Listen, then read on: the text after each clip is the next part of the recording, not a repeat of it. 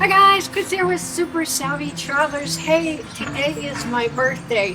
And when we think of birthdays, what do we think of? Cake. And when we think of cake or pastries or anything sweet, we think of Pasticceria Arrone. So we made a pilgrimage out here because I remember a few months ago I was out in Aquapesa with Antonello and Lucia, and I was driving and we had just finished helping some clients out there.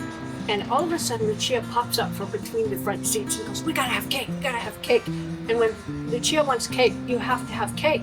So she insisted we stop here. I had the best cake I have ever tasted. It was a spongy, whipped creamy, citrusy confection that was just unbelievable. I'm hoping they have the same one today. If not, I know we're gonna get something great. So let's go in and take a look.